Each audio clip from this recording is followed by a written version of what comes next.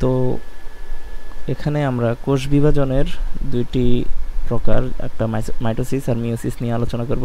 Normally কোষ বিভাজন হচ্ছে তিন প্রকার, একটা হচ্ছে অ্যামাইটোসিস, একটা মাইটোসিস আর একটা মিওসিস। তো আমরা এখানে মাইটোসিস আর মিওসিস নিয়ে আলোচনা করব। তো মাইটোসিসটা ঘটে মূলত আমার দেহকোষে, আর মিওসিস ঘটে হচ্ছে আমার জননকোষে। এখন দেহকোষটা কি আর জননকোষ কি? দেহকোষ হচ্ছে আমাদের একটা জীবদেহ গঠনে যেসব কোষ থাকে, হ্যাঁ, যেসব কোষ দিয়ে আমাদের জীবদেহ গঠন হয় সেটাকে বলা হচ্ছে আমার দেহকোষ।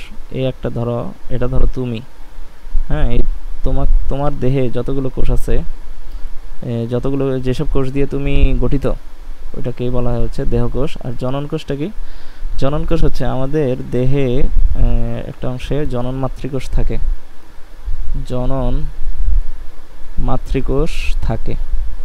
এই জনন মাতৃকোষ থেকে মিওসিস সেল ডিভিশনের মাধ্যমে, এই জনন মাতৃকোষ থেকে মিওসিস সেল ডিভিশনের মাধ্যমে আমার জনন কোষ সৃষ্টি হয়। এখন জনন কোষ এক এক জায়গায় এক এক নামে তুমি দেখতে পাবে। কোথাও এটাকে লিখবে জনন কোষ, কোথাও বলবে পুংগেমেট, পুরুষের ক্ষেত্রে, হ্যাঁ, পুংগেমেট, অথবা কোথাও বলবে শুক্রাণু, অথবা কোথাও বলবে স্ত্রী গেমেট, আবার কোথাও বলবে ডিম্বাণু। তো এরকম বিভিন্ন নামে দেখতে পারো, হ্যাঁ। স্ত্রী গ্যামেট আর ডিম্বাণু এই দুটো কিন্তু সেম জিনিস। তো কোথাও ডিম্বাণু লেখে, কোথাও স্ত্রী গ্যামেট লেখে। এটা আমরা পাই হচ্ছে স্ত্রী বা নারীদের ক্ষেত্রে, হ্যাঁ, নারীদের ক্ষেত্রে এটা দেখা যায়। আর এটা পুংগ্যামেট আর শুক্রাণু দুইটা কিন্তু একই জিনিসকে বোঝায়। তো এটা আমরা দেখি পুরুষের ক্ষেত্রে, পুরুষ জীবের ক্ষেত্রে আমরা এগুলো দেখি, আর নারী জীবের ক্ষেত্রে এগুলো। তো এগুলো সবগুলোই মূলত আমার কি জননকোষ, এগুলাই মূলত আমার কি জননকোষ। এই শুক্রাণু কি জননকোষ, ডিম্বাণু জননকোষ, এগুলাই মূলত আমার জননকোষ। এখন জননকোষের কাজ কি? একটা পুংগ্যামেট আর একটা স্ত্রী গ্যামেটের মিলনের মাধ্যমে, একটা পুংগ্যামেট, এই পুং আর স্ত্রী গ্যামেট বা ডিম্বাণু, শুক্রাণু আর ডিম্বাণুর মিলনের মাধ্যমে আমাদের প্রথমে একটা কোষ তৈরি হয়, এটাকে বলা হয়েছে জাইগোট। এই কোষটাকে বলা হয়েছে আমার জাইগোট। এই জাইগোটটা পরবর্তীতে সেল ডিভিশনের মাধ্যমে আমার ভ্রূণে রূপান্তরিত হয়, ভ্রূণ, হ্যাঁ, জাইগোট থেকে ভ্রূণ। আর এই ভ্রূণ থেকে পরবর্তীতে আমার জীবদেহ গঠন হয়, পূর্ণ একটা জীবদেহ গঠিত হয়, বাচ্চা। তো এই গেল আমার জননকোষ নিয়ে কনসেপ্ট। তো জননকোষ তৈরিতে আমার হয়েছে মিওসিস সেল ডিভিশন। আর দেহকোষের বৃদ্ধি ঘটাতে, দেহকোষের বৃদ্ধি বলতে কি, এই ধরো একটা বাচ্চা, এই বাচ্চাটা বয়স হতে হতে কী হয়, বড় হয় না, লম্বা হয়, মোটা হয়। তো এই ঘটনাটা এটা কিভাবে হচ্ছে, তার কি বৃদ্ধি পাচ্ছে? তার মূলত কোষ বৃদ্ধি পাচ্ছে। কোন কোষ? সেটা হচ্ছে কি দেহকোষ। দেহকোষের বৃদ্ধি পাচ্ছে। কিভাবে বৃদ্ধি পাচ্ছে? সেটা বৃদ্ধি পাচ্ছে হচ্ছে আমার মাইটোসিস সেল ডিভিশনের মাধ্যমে তার দেহকোষের বৃদ্ধি ঘটে। সেম ক্ষেত্রে সেম আবার আমরা উদ্ভিদের ক্ষেত্রেও চিন্তা করতে পারি। একটা চারা গাছ, ছোট একটা চারা গাছ লাগাইছো তুমি, এই ছোট একটা চারা গাছ তুমি লাগাইছো, এটা কয়েকদিন পরে একদম বড় একটা বৃক্ষে পরিণত হয়। তো এখন এটা থেকে এটা কিভাবে হলো? তার দেহকোষের বৃদ্ধি হয়েছে, হ্যাঁ, দেহকোষের বৃদ্ধির ফলে তার দৈর্ঘ্য প্রস্থ বৃদ্ধি পেয়েছে। আর এই বৃদ্ধিটা কি কোন প্রক্রিয়া ঘটে? সেটা হচ্ছে আমার এই মাইটোসিস সেল ডিভিশনের মাধ্যমে ঘটে। আশা করি মাইটোসিস আর মিওসিসের কনসেপ্ট কিছুটা ক্লিয়ার হয়েছে। তো পরবর্তী যে এটা আছে তোমার দ্বিতীয় যে বৈশিষ্ট্য, সেটা নিয়ে এবার বলি। দ্বিতীয় বৈশিষ্ট্য বলছে কি, আমার নিউক্লিয়াসটা একবার বিভাজিত হয় হচ্ছে মাইটোসিসের ক্ষেত্রে, আর মিওসিসের ক্ষেত্রে আমার নিউক্লিয়াসটা দুইবার বিভাজিত হচ্ছে। তো অর্থাৎ এটা যদি আমি পরের বৈশিষ্ট্যের সাথে মিলাই পড়ি, যে একটি মাতৃকোষ থেকে দুইটি অপত্য কোষ সৃষ্টি হয়, মানে আমার একটা কোষ থেকে এই একটা কোষ থেকে, দেহকোষ থেকে আমার কি দুইটা দেহকোষের সৃষ্টি হবে। এই যেই দেহকোষ থেকে আমার এই সেল ডিভিশনের মাধ্যমে দুইটা কোষ সৃষ্টি হচ্ছে, এটাকে বলা হয় হচ্ছে আমার মাতৃকোষ। এটাকে বলা হয় মাতৃকোষ। আর যে দুইটা কোষ সৃষ্টি হয়েছে, এই যে দুইটা কোষ সৃষ্টি হয়েছে, এই দুইটাকে বলা হয় আমার অপত্য কোষ, অপত্য কোষ। তো এখন আমরা জানি কি কোষের ভিতরে কি থাকে, নিউক্লিয়াস থাকে। তো এই নিউক্লিয়াসটা আমার মাইটোসিসের ক্ষেত্রে একবার বিভাজিত হয়, হ্যাঁ, একবার বিভাজিত হয়ে এই একটা কোষে আর আরেকটা কোষে এই দুইটা নিউক্লিয়াস গঠন হয়, হ্যাঁ দুইটা কোষ গঠন হয়, দুইটা নিউক্লিয়াস গঠন হয়। আর মিওসিসের ক্ষেত্রে আমার মূলত 2 ধাপে ঘটে, সেল ডিভিশনটা 2 ধাপে ঘটে। প্রথম ধাপে আমার একটা কোষ থেকে 2টা কোষ, পরবর্তীতে আবার এই 2টা কোষ থেকে টোটাল 4টা কোষ সৃষ্টি হয়। তো এই কারণে আমার নিউক্লিয়াসটা যদিও এত এটা খুব সিম্পলিফাইড একটা হয়েছে, ব্যাখ্যা হয়েছে, বিষয়টা আরও জটিল, তো তবুও তোমাদেরকে বোঝানোর সুবিধার্থে আমি এই সহজভাবে উপস্থাপন করলাম বিষয়টা। তো কেউ যদি আরও গভীরভাবে জেনে থাকো বিষয়গুলো, তো সে যাতে এটা সহজভাবে নেয়। হ্যাঁ, তো মূলত আমার নিউক্লিয়াসটা একবার বিভাজনের মাধ্যমে 2টা হয়েছে, আর 2টা থেকে পরবর্তীতে আবার ফার্দার ডিভিশনের মাধ্যমে 4টা কোষ সৃষ্টি করে। যেহেতু 4টা কোষ সৃষ্টি করে, এখানে নিউক্লিয়াসটা আমার 2বার বিভাজিত হয়। তো এই গেল আমার নিউক্লিয়াস একবার বিভাজিত হওয়া। আর এই 2টা বিষয়, এই 2টা বৈশিষ্ট্য তোমরা মাইটোসিসের যখন ধাপ পড়বো তখন আরও বেশি ক্লিয়ার হবে এই 2টা বৈশিষ্ট্য। আবার মিওসিসের ক্ষেত্রেও এই 2টা বৈশিষ্ট্য আমরা যখন মিওসিস নিয়ে পড়বো তখন আরও বেশি ক্লিয়ার হবো। তো তবুও তোমরা জেনে রাখবা যে মাইটোসিসের ক্ষেত্রে নিউক্লিয়াসটা একবার বিভাজিত হয়, আর মিওসিসের ক্ষেত্রে আমার নিউক্লিয়াসটা 2বার বিভাজিত হয়। আর এখানে একটা কোষ থেকে 2টা কোষ সৃষ্টি হয়, আর এখানে কি মিওসিসের ক্ষেত্রে কি একটি কোষ থেকে 4টা কোষের সৃষ্টি হয়। আর এখানে কি ক্রোমোজোম সংখ্যা অপরিবর্তিত থাকে, আর ক্রোমোজোম সংখ্যা অর্ধেক হয়। এই বিষয়টা মানে কি, আমি জানি আমার কোষের ভিতরে কি থাকে, নিউক্লিয়াস, আর নিউক্লিয়াসের ভিতরে আমার ক্রোমোজোম থাকে। এখন এই ক্রোমোজোমটা কতগুলো ক্রোমোজোম থাকে, এটা এক একটা প্রজাতির মধ্যে এক এক রকম থাকে। আমাদের মানুষের ক্ষেত্রে আমাদের ক্রোমোজোম সংখ্যা হচ্ছে 23 জোড়া, 23 জোড়া ক্রোমোজোম থাকে। তো 23 জোড়ার ক্ষেত্রে আমরা যখন মাইটোসিস সেল ডিভিশন দেখব, তখন এই যে একটা কোষ থেকে 2টা কোষ সৃষ্টি হয়, এই একটা কোষ, এটাতে কিন্তু 23 জোড়া ক্রোমোজোম আছে, 23 জোড়া ক্রোমোজোম আছে। তো সেম যে 2টা কোষ তৈরি হয়েছে, এই 2টা কোষও কিন্তু এটাতেও 23 জোড়া ক্রোমোজোম থাকবে, আবার এটাতেও কি 23 জোড়া ক্রোমোজোম থাকবে। এটা হচ্ছে আমার মাইটোসিস সেল ডিভিশনের ক্ষেত্রে। মাইটোসিস সেল ডিভিশনের ক্ষেত্রে আমার 23 জোড়া ক্রোমোজোম বা 46টা ক্রোমোজোম থাকে, একটা কোষে 46টা ক্রোমোজোম থাকে আমরা জানি। মানুষের ক্ষেত্রে 46টা ক্রোমোজোম থাকে, নিউক্লিয়াসের মধ্যে 46টা ক্রোমোজোম থাকে। তো যখন দেহকোষের বিভাজন ঘটে তখন এই একটা কোষ থেকে তো 2টা কোষের সৃষ্টি হয়।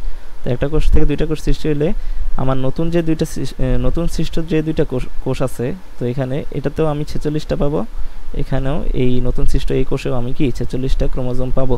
অর্থাৎ আমার ক্রোমোজোম সংখ্যাটা অপরিবর্তিত আছে। এই মাতৃকোষের ক্ষেত্রে 46টা ছিল, সেম অপত্য কোষ 2টাতেও কি 46টা ক্রোমোজোম আছে। এটা হচ্ছে আমার মাইটোসিস সেল ডিভিশনের বৈশিষ্ট্য। কিন্তু মিওসিসের ক্ষেত্রে আমার এই একটা কোষ থেকে যে 4টা কোষ সৃষ্টি হয়, এই 4টা কোষের সৃষ্টি হয়, তো এখানে ক্রোমোজোম সংখ্যাটা অর্ধেক হয়ে যায়। তো নর্মালি আমার জনন মাতৃকোষ, এটা হচ্ছে আমার জনন মাতৃকোষ। আমি লেকচারের শুরুতে বলছিলাম যে জনন মাতৃকোষ থেকে আমার জনন কোষের সৃষ্টি হয়। তো জনন মাতৃকোষে আমার ক্রোমোজোম থাকে 46টা মানুষের ক্ষেত্রে। হ্যাঁ, ক্রোমোজোম থাকে 46টা। কোথায়? নিউক্লিয়াসের ভিতরে ক্রোমোজোম থাকে 46টা। তো পরবর্তীতে এই মিওসিস সেল ডিভিশনের মাধ্যমে যে 4টা কোষ সৃষ্টি হয়েছে, সেখানে 46টা করে থাকবে না, সেখানে কি হবে, অর্ধেক ক্রোমোজোম সংখ্যা কি হয়ে যাবে, অর্ধেক হবে, অর্থাৎ 23টা এভাবে থাকবে। অর্থাৎ আমার নতুন সৃষ্ট কোষগুলোতে কি আমার ক্রোমোজোম সংখ্যাটা কি হয়ে যাবে, অর্ধেক হয়ে যাবে।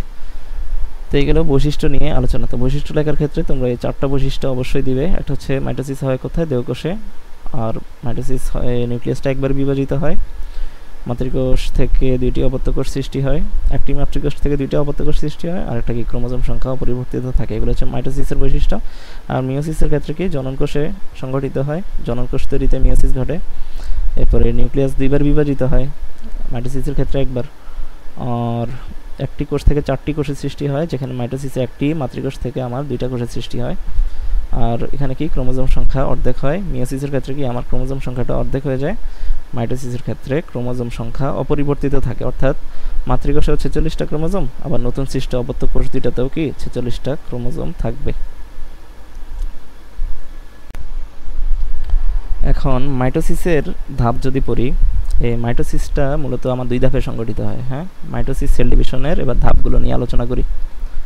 মাইটোসিস সেল ডিভিশন এটা মূলত হয় হচ্ছে আমার 2টা ধাপে। একটা হচ্ছে কেরিওকাইনেসিস,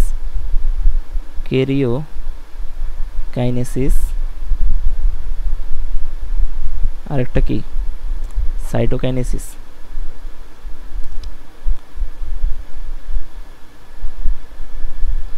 অর্থাৎ মাইটোসিস আমার দুইটা ধাপে হয়, একটা হচ্ছে ক্যারিওকাইনেসিস আর একটা কি সাইটোকাইনেসিস। এখন এটা শব্দ বিশ্লেষণ করলে ক্যারিও মানে হচ্ছে আমার এই নিউক্লিয়াস, ক্যারিয়ন শব্দটা থেকে আমার ক্যারিয়ন, এটাকে ইংলিশে লিখলে এরভাবে ক্যারিয়ন, এই ক্যারিয়ন শব্দটা থেকে আমার এই ক্যারিও শব্দটা আসছে। ক্যারিয়ন মানে হচ্ছে আমার নিউক্লিয়াসকে বোঝায়। কোষের ভিতরে আমরা জানি কোষের গঠন আমরা 6-7 উপরে আসছি, তো কোষের ভিতরে কি থাকে, আমাদের নিউক্লিয়াস থাকে। এই নিউক্লিয়াসের বিভাজন, কাইনেসিস মানে হচ্ছে আমার বিভাজনকে বোঝায়, নিউক্লিয়াসের বিভাজন, অর্থাৎ আমার ক্যারিওকাইনেসিস ধাপটা পুরোটাই হচ্ছে আমার নিউক্লিয়াসের বিভাজনকে কেন্দ্র করে। ক্যারিওকাইনেসিস এই ধাপটা হচ্ছে আমার পুরোটাই কোষের ভিতরে যে নিউক্লিয়াসটা আছে এই নিউক্লিয়াসের বিভাজনকে কেন্দ্র করে। এই কারণে আমরা যে ক্যারিওকাইনেসিসের ধাপ, এবার ক্যারিওকাইনেসিসের আবার 5টা ধাপ আছে। ক্যারিওকাইনেসিস আবার 5টা ধাপ, অর্থাৎ নিউক্লিয়াসের বিভাজন আমার 5টা ধাপে ঘটে। একটা হচ্ছে প্রোফেজ, আর একটা হচ্ছে প্রোমেটাফেজ, আর একটা হচ্ছে মেটাফেজ, আর একটা হচ্ছে অ্যানাফেজ, আর এটা হচ্ছে টেলোফেজ। তো ক্যারিওকাইনেসিস অর্থাৎ নিউক্লিয়াসের বিভাজন আমার 5টা ধাপে ঘটে। নিউক্লিয়াসের, কোষের ভিতরের নিউক্লিয়াসের বিভাজন আমার 5টা ধাপে ঘটে। প্রথমটাকে বলা হচ্ছে প্রোফেজ, এরপরেরটা দ্বিতীয়টা হচ্ছে প্রোমেটাফেজ, তৃতীয়টা মেটাফেজ, চতুর্থ অ্যানাফেজ, পঞ্চম টেলোফেজ। তো আমরা একে একে এই 5টা ধাপ নিয়ে আলোচনা করব। তো আসি এবার প্রোফেজ ধাপে। তো প্রোফেজ ধাপটা হচ্ছে মাইটোসিসের সবচাইতে বড় ধাপটা, দীর্ঘ সময় যেটা ঘটে, এটা হচ্ছে প্রোফেজ ধাপটা হচ্ছে মাইটোসিসের সবচেয়ে বড় ধাপ। তো এই ধাপে কি হয়, একটা হচ্ছে আমার নিউক্লিয়াসটা আকারে বড় হয়। এখন এটা হচ্ছে আমার কোষ, এটা কি এই পুরোটা হচ্ছে আমার কোষ। এখন কোষের ভিতরে কি থাকে, এটা হচ্ছে নিউক্লিয়াস। হ্যাঁ, এটা কোষ ঝিল্লিকে বুঝে দিছি আবার। হ্যাঁ, তো এটা মূলত এই পুরো গঠনটা হচ্ছে আমার কোষ। আর এটা এই কোষের ভিতরে এই যে গোলাকার এটা দেখাচ্ছি, এটা হচ্ছে আমার নিউক্লিয়াস। আর নিউক্লিয়াসের ভিতরে তোমার এই যে সুতার মতো যেগুলো, সেগুলো হচ্ছে আমার ক্রোমাটিন। সুতার মতো এগুলোকে বলা হচ্ছে আমার ক্রোমাটিন। আর এই যে একটা ঘন অঞ্চল দেখতেছি নিউক্লিয়াসের ভিতরে, এটাকে বলা হচ্ছে নিউক্লিওলাস। এই শব্দগুলো মনে রাখবে। তো পুরোটা হচ্ছে আমার একটা কোষ। তো এই জিনিসটা মুছি আগে একটু। তো এটা পুরোটাই হচ্ছে আমার কোষের গঠন। কোষের ভিতরে এটা হচ্ছে আমার এই যে গোলাকার যে জায়গাটা দেখতেছি, এই গোলাকার অঞ্চলটা হচ্ছে আমার নিউক্লিয়াস। এই পুরোটাই হচ্ছে আমার কি নিউক্লিয়াসের ভিতরে তোমার নিউক্লিওপ্লাজম থাকে, নিউক্লিওলাস থাকে, এটা হচ্ছে নিউক্লিওলাস। এই যে সুতার মতো যেগুলো দেখতেছি এগুলো হচ্ছে আমার মূলত ক্রোমাটিন।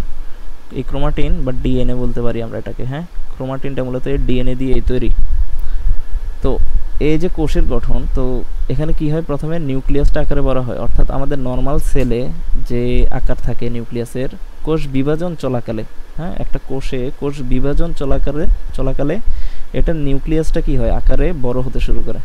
তো বড় হতে শুরু করে কেন, কারণ এই যে আমরা ক্যারিওকাইনেসিস, প্রোফেজ ধাপটা মূলত কি ক্যারিওকাইনেসিস, অর্থাৎ নিউক্লিয়াসের বিভাজনের প্রথম ধাপ।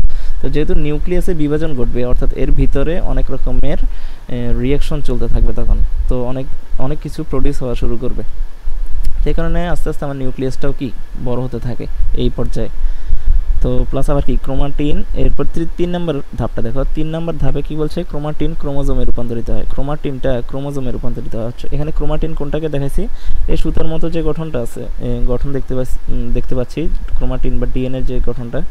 তো এই সুতার মতো ক্রোমাটিনটা কি হয়, ক্রোমোজোমে রূপান্তরিত হয়। এটা কিভাবে হয়, মূলত এই যে আমার নিউক্লিয়াসের ভিতরে ক্রোমাটিনগুলো যে সুতার মতো আছে, এই সুতার মতো এই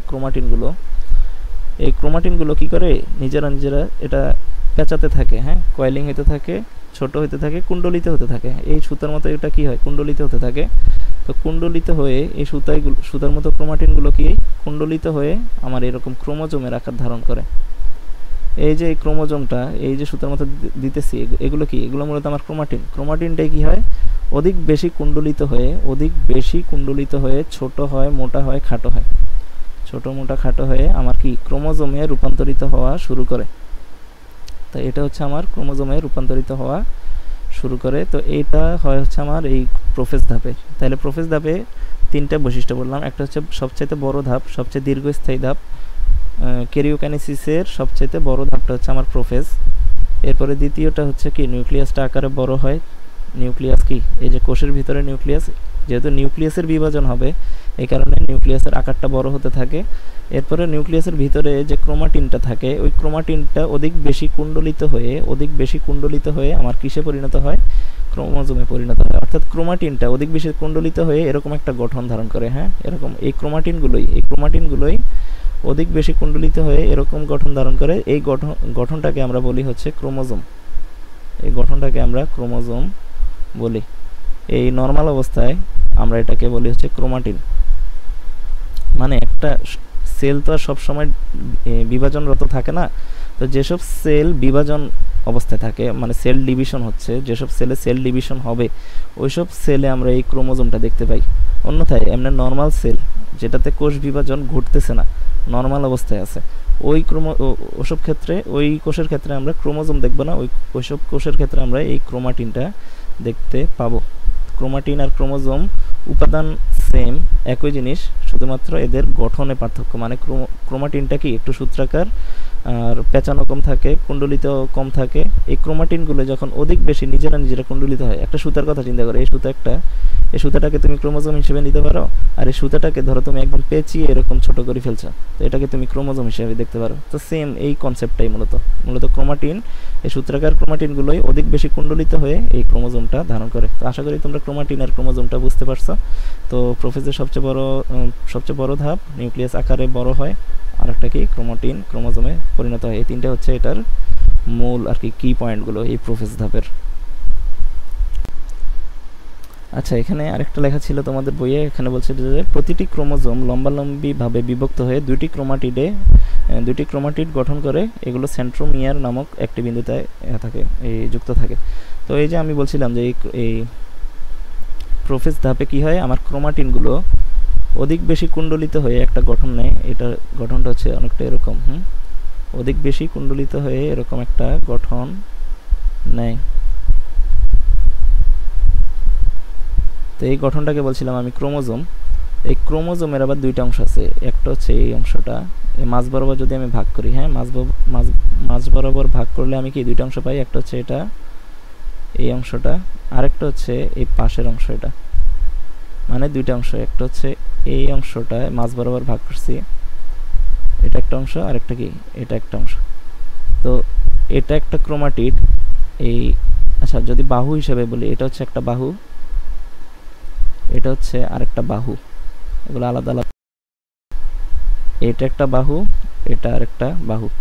এখন এই দুই বাহু মিলে হচ্ছে একটা ক্রোমাটিড। অর্থাৎ এটাকে যদি আমি ভাগ করে দেখাই আরো, তো এই যে এটা হচ্ছে একটা ক্রোমাটিড, আর এই পাশের অঞ্চলটা মানে এটা একটা বাহু, এটা আরেকটা বাহু। এই দুই বাহু মিলে হচ্ছে আরেকটা ক্রোমাটিড। এরকম এই যে এখানে ভাগ করে ফেলছি এটাকে। হ্যাঁ, তো ভাগ করলে আমরা কি দুইটা ক্রোমাটিড পেলাম। তো এই যে দুইটা ক্রোমাটিড একটা ক্রোমোজোম, এই মাঝখানে যে জায়গায় এরা সংযুক্ত আছে, হ্যাঁ, এই দুইটা ক্রোমাটিড মাঝখানের যে জায়গায় যুক্ত অবস্থায় আছে এই অঞ্চলটাকে বলা হচ্ছে সেন্ট্রোমিয়ার।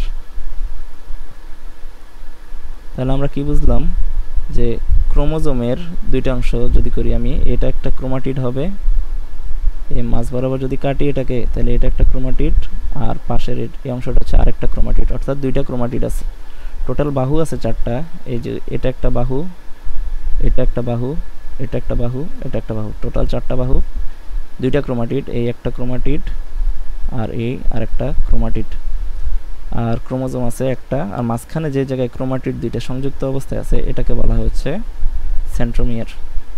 তো আশা করি তোমরা সেন্ট্রোমিয়ার, ক্রোমাটিড এই বিষয়গুলো বুঝছো।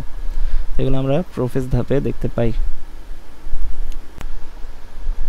এখন পরের ধাপে প্রোমেটাফেজ ধাপে, দ্বিতীয় ধাপ যেটা প্রোমেটাফেজ, এগুলো কি ক্যারিওকাইনেসিসের, হ্যাঁ, মানে নিউক্লিয়াসের বিভাজন। প্রোমেটাফেজ মানে মেটাফেজ দশার আগের ধাপে।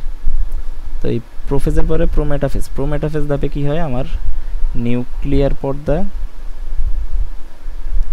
ক্লিয়ার পর্দা ও নিউক্লিওলাস বিলুপ্ত হয়, নিউক্লিওলাস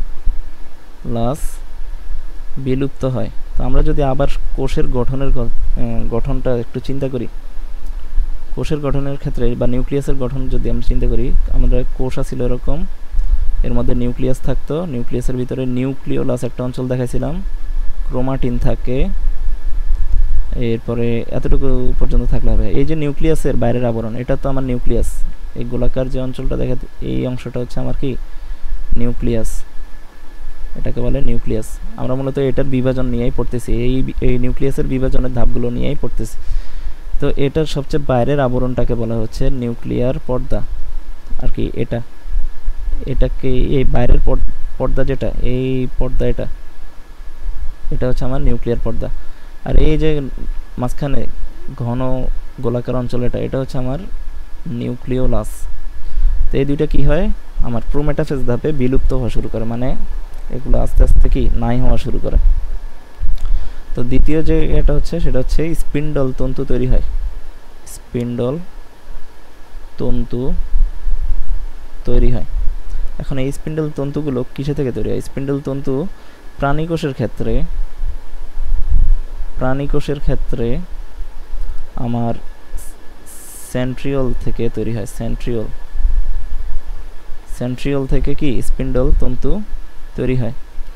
আর উদ্ভিদ কোষের ক্ষেত্রে এই স্পিন্ডল তন্তুটা মূলত মাইক্রোটিউবিউল দিয়ে তৈরি হয়, মাইক্রোটিউবিউল। এই মাইক্রোটিউবিউল দিয়ে আমার স্পিন্ডল তন্তু তৈরি হয় কখন? উদ্ভিদ কোষের ক্ষেত্রে, উদ্ভিদ মানে গাছের ক্ষেত্রে আমরা এই মাইক্রোটিউবিউলটাকে দেখব যে স্পিন্ডল তন্তু গঠন করছে বা তৈরি করছে। আর প্রাণী কোষের ক্ষেত্রে আমরা এই সেন্ট্রিওলটাকে দেখব, সেন্ট্রিওলটা কি করে আমার এই উদ্ভিদ কোষ, সেন্ট্রিওলটা কি করে প্রাণী কোষের ক্ষেত্রে, এই সেন্ট্রিওলটা স্পিন্ডল তন্তু গঠন করে। এখন এই স্পিন্ডল তন্তুর কাজ কি? এখন দেখবা তোমরা চিত্র যদি দেখো, বইয়ের চিত্রের সাথে মিলাই পড়লে সুবিধা হবে। হ্যাঁ, আমি যেগুলো বলতেছি এগুলো বইয়ের চিত্রের সাথে মিলাইও। তো স্পিন্ডল তন্তুর কাজ কি? আমি যদি প্রাণী কোষের ক্ষেত্রে দেখাই, এই সেন্ট্রিওল, এটা এই দুই মেরুতে দুইটা সেন্ট্রিওল থাকে, এরকম সেন্ট্রিওল, এই সেন্ট্রিওলগুলো থেকে আমার এই স্পিন্ডল তন্তু তৈরি হয়, এই স্পিন্ডল তন্তু তৈরি হয়। এরকম স্পিন্ডল তন্তু, এই গঠনটাকে বলা হচ্ছে মাকু আকৃতি। এটাকে বলে এরকম এই গঠনটাকে বলা হচ্ছে মাকু আকৃতি। তো এই স্পিন্ডল তন্তুতে কি যুক্ত হয় আমার? এই যে আমরা একটু আগে ক্রোমোজোম পড়ছিলাম, ক্রোমোজোমের সেন্ট্রোমিয়ার অঞ্চলটা এই স্পিন্ডল তন্তুর সাথে যুক্ত হয়, ক্রোমোজোমের সেন্ট্রোমিয়ার অঞ্চলটা, এই সেন্ট্রোমিয়ার অঞ্চল। এরপরে কি দুই পাশে দুইটা ক্রোমাটিড ছিল, এই একটা ক্রোমাটিড আঁকাইছি, এই আর একটা ক্রোমাটিড। তো এই সেন্ট্রোমিয়ার অঞ্চল, এই একটা ক্রোমাটিড হলো, এই আর একটা ক্রোমাটিড, এই ক্রোমোজোমগুলো আমার এই স্পিন্ডল তন্তুর সাথে যুক্ত হয়। কিসে? সেন্ট্রোমিয়ার অঞ্চলে, সেন্ট্রোমিয়ারের সাথে স্পিন্ডল তন্তু যুক্ত হয়। তো এই যে কিছু স্পিন্ডল তন্তু দেখো যুক্ত হয় নাই, হ্যাঁ, এইগুলোর মধ্যে কি কোনো ক্রোমোজোম নাই। আবার যেগুলোতে ক্রোমোজোম আছে, যেসব স্পিন্ডল তন্তুর মধ্যে ক্রোমোজোম যুক্ত আছে সেগুলোকে বলা হয় আমার ট্র্যাকশন ফাইবার বা আকর্ষণ তন্তু। ট্র্যাকশন, এই স্পিন্ডল তন্তু, এটার মধ্যে কিন্তু একটা ক্রোমোজোম যুক্ত আছে, এটাকে বলবো কি ট্র্যাকশন ফাইবার বা আকর্ষণ তন্তু।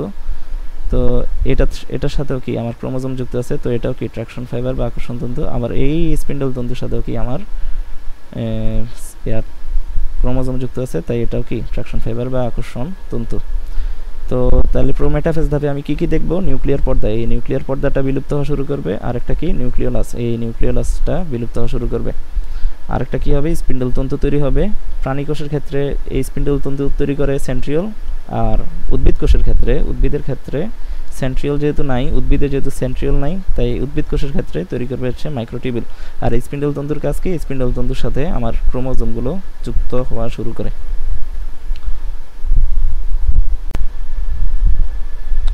এরপর আসি মেটাফেজ ধাপে, 3 নম্বর ধাপ, যেটা কি মেটাফেজ। এখন মেটাফেজ ধাপে কি হয়? মেটাফেজ ধাপটা হচ্ছে সবচেয়ে গুরুত্বপূর্ণ ধাপ এই এই ক্যারিওকাইনেসিসের ক্ষেত্রে সবচেয়ে গুরুত্বপূর্ণ ধাপটা হচ্ছে মেটাফেজ ধাপ। তো মেটাফেজ ধাপে কি হয়, ক্রোমোজোমগুলো স্পিন্ডল যন্ত্রের বিষুবীয় অঞ্চলে আসে। ক্রোমোজোমগুলো ওই যে আমরা প্রোমেটাফেজ ধাপে কি দেখছি, ক্রোমোজোমগুলো স্পিন্ডল তন্তুর সাথে যুক্ত হয়েছে। এখন এই ক্রোমোজোমগুলো স্পিন্ডল যন্ত্রের যুক্ত থাকা অবস্থায় গুলো এই বিষুবীয় অঞ্চলে আসে। হ্যাঁ, কোষের স্পিন্ডল যন্ত্রের বিষুবীয় অঞ্চলে আসে, স্পিন্ডল যন্ত্রের বিষুবীয় অঞ্চলে আসে। এখন বিষুবীয় অঞ্চলটা কি, বিষুবীয় অঞ্চল হচ্ছে আমার মাঝামাঝি অঞ্চল। এই যে আমি কোষ, এই কোষের এখানে কি হয়েছিল আমার, এই যে এটা হচ্ছে আমি সেন্ট্রিওল। সেন্ট্রিওলটা আমার কিসে থাকে, আমার প্রাণী কোষের ক্ষেত্রে আমি সেন্ট্রিওল দেখব, উদ্ভিদ কোষের ক্ষেত্রে কিন্তু আমি সেন্ট্রিওল দেখব না। এই কারণে তোমরা বইয়ে যখন চিত্র দেখবা প্রাণী কোষের ক্ষেত্রে আমার সেন্ট্রিওল দিছে, এই সেন্ট্রিওল বলবে এটাকে, সেন্ট্রিওল। এরপরে এই যে তারার মতো যে এগুলা গঠনটা, এটার বলে এস্টার রশ্মি। তো এই সেন্ট্রিওল, এস্টার রশ্মি এগুলো আমরা প্রাণী কোষে দেখবো। হ্যাঁ, উদ্ভিদ কোষে কিন্তু এই দুইটা জিনিস দেখবো না, কারণ উদ্ভিদ কোষে সেন্ট্রিওলটা নাই, সেন্ট্রিওল না থাকে এস্টার রশ্মিও গঠিত হয় না। তো এই যে এখান থেকে পরবর্তীতে কি হবে, আমার স্পিন্ডল তন্তু তৈরি হয়েছিল, আর ক্রোমোজোমগুলো কি হয়েছিল, আমার এই স্পিন্ডল তন্তুর সাথে যুক্ত অবস্থায় ছিল। তো সেক্ষেত্রে এলোমেলো অবস্থা ছিল, কিন্তু এই এখন মেটাফেজ ধাপে কি হবে, এগুলো সবগুলো মাঝ বরাবর চলে আসবে, সজ্জিত হবে, একদম মাঝ বরাবর বিষুবীয় অঞ্চলে সজ্জিত হবে।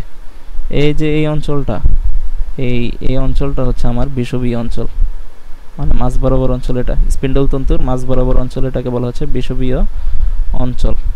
তো এই বিষুবীয় অঞ্চলে এই ক্রোমোজোম সবগুলো আসে কি হবে, সজ্জিত হবে। তো এটাকেই লিখছে, ক্রোমোজোমগুলো স্পিন্ডল যন্ত্রের বিষুবীয় অঞ্চলে সজ্জিত হয়। এটা হচ্ছে মেটাফেজ ধাপের অন্যতম গুরুত্বপূর্ণ বৈশিষ্ট্য। ক্রোমোজোমগুলো স্পিন্ডল যন্ত্রের বিষুবীয় অঞ্চলে আসে। আর দ্বিতীয়ত কি, এই ধাপেই ক্রোমোজোমগুলোকে সবচেয়ে মোটা ও খাটো দেখা যায়। ক্রোমোজোমগুলো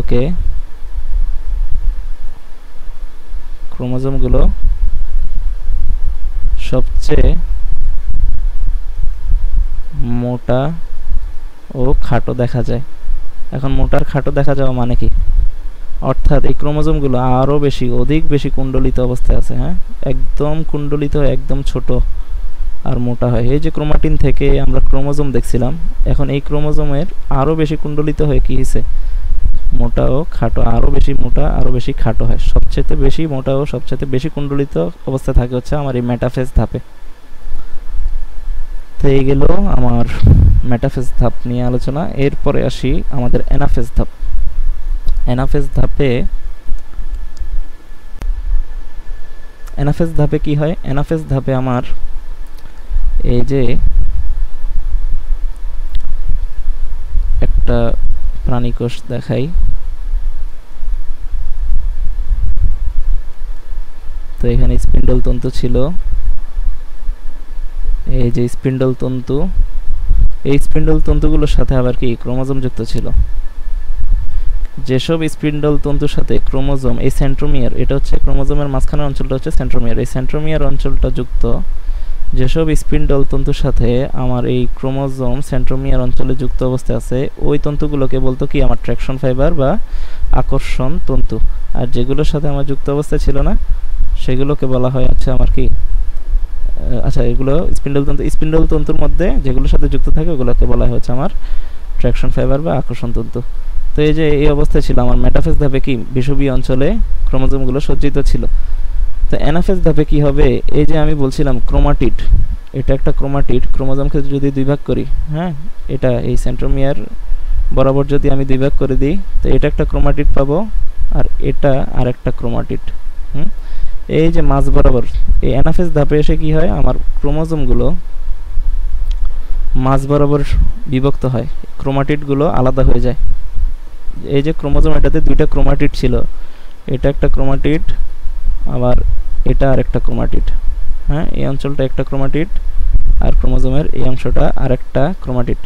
তো এই ক্রোমাটিড দুইটা কি হয়, মাঝ বরাবর সেপারেট হয়ে যায়। সেপারেট হয়ে গেলে কি এরকম হয়ে যায়।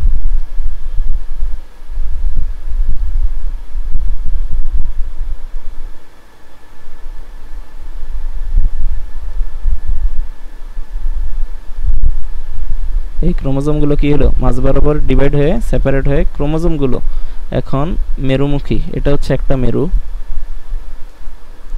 আর এটা হচ্ছে আরেকটা মেরু।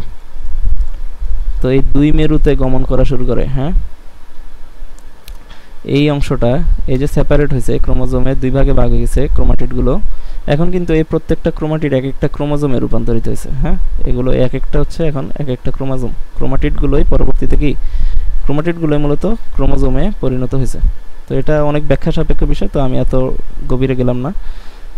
তো এই ক্রোমাটিডগুলো কি হবে আমার মেরুমুখে যাত্রা শুরু করবে। এই একটা ক্রোমাটিড এদিকে যাবে, এক মেরুতে যাবে, আরেকটা কি দক্ষিণ মেরুতে যাবে। ধরো এই কোষের এক মেরু বিপরীত মেরু, এই ক্রোমাটিডগুলো বিপরীত মেরুতে গমন করা শুরু করবে। এটা এদিকে যাচ্ছে উপরের দিকে যাবে, এটা কি নিচের মেরুতে যাবে। তো এটাও কি সেম, উপরের দিকে যাচ্ছে, এটা নিচের দিকে, এটা উপরে, এটা নিচের দিকে, এটা উপরের এই উত্তর মেরুতে, একটা দক্ষিণ মেরুতে যাত্রা শুরু করছে। তো এখন এই ক্রোমাটিডগুলো যখন বিচ্ছিন্ন হয়ে যখন যাত্রা শুরু করে অ্যানাফেজ ধাপে, তখন এই ক্রোমোজোমের আকৃতি অনুসারে, এই ক্রোমাটিডগুলোর আকৃতি অনুসারে VLZ আকৃতি দেখা যায়।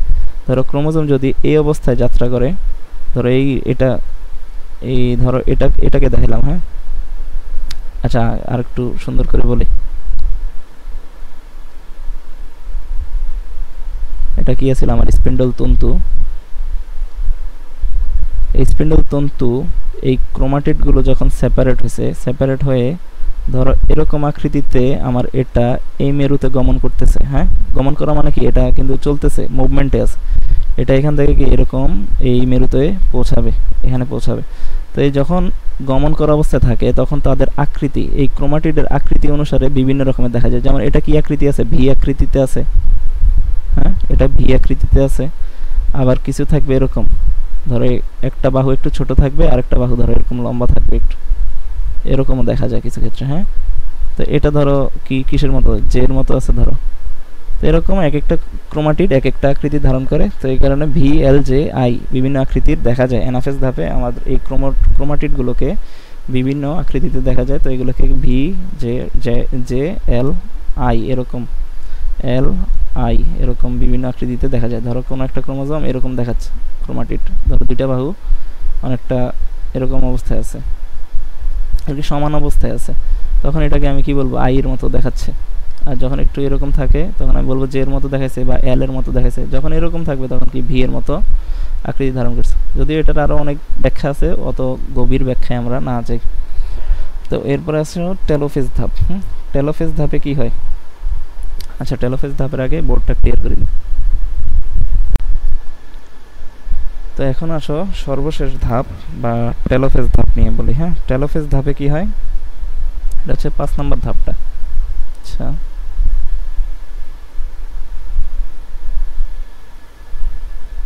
তো 5 নম্বর ধাপের হচ্ছে টেলোফেজ ধাপ। তো টেলোফেজ ধাপে কি হলো, অ্যানাফেজ ধাপে কি হয়েছিল আমার, এই যে স্পিন্ডল তন্তু ধরে আমার ক্রোমাটিডগুলো এই যে ডিভাইড হয়ে গেছিল, দুইটা ক্রোমাটিড, এই ক্রোমোজোম দুই দিকে গমন করা শুরু করছিল। তো এই ক্রোমোজোমগুলো বা ক্রোমাটিড, এই ক্রোমাটিডকে কিন্তু আমি এখন ক্রোমোজোম বলবো। হ্যাঁ, এই ক্রোমোজোমগুলো মূলত আমার কি এই উত্তর মেরু আর দক্ষিণ মেরুতে এসে পৌঁছায়। এগুলো কিন্তু এই যে ক্রোমাটিড, এটাই কিন্তু এখন ক্রোমোজোম বলবো। এটাকে আমরা কি বলবো এখন, ক্রোমোজোম বলবো। এটাও কিন্তু ক্রোমোজোম। এই ক্রোমোজোমগুলো কি আমার একটা উত্তর মেরুতে এসে পৌঁছায়। এগুলো কি উত্তর মেরুতে এসে পৌঁছাবে, এরকম উত্তর মেরুতে এসে পৌঁছাবে। আর অন্যগুলো আমার দক্ষিণ মেরুতে এসে পৌঁছাবে। এই ক্রোমাটিডগুলো আমার অ্যানাফেজ ধাপে যে ক্রোমোজোম অ্যানাফেজ ধাপে যে ক্রোমাটিডগুলো বা ক্রোমোজোমগুলো উত্তর আর দক্ষিণ মেরু অভিমুখে রওনা দিছিল, এগুলো এখন কি আমার উত্তর আর দক্ষিণে এসে পৌঁছাইছে।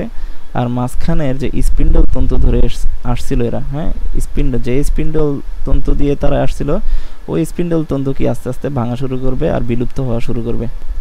এই স্পিন্ডল তন্তু, এগুলো কিন্তু ওই স্পিন্ডল তন্তুটা। স্পিন্ডল তন্তু কি হচ্ছে এখন ভাঙা শুরু করছে, ভেঙে বিলুপ্ত হওয়া শুরু করছে। তো অলরেডি আমার এই ক্রোমোজোমগুলো এক মেরুতে এসে পৌঁছাইছে, উত্তর মেরুতে এসে পৌঁছাইছে। আর এদিকে দক্ষিণ মেরুতে এসেও ক্রোমোজোম অর্ধেক পৌঁছে গেছে।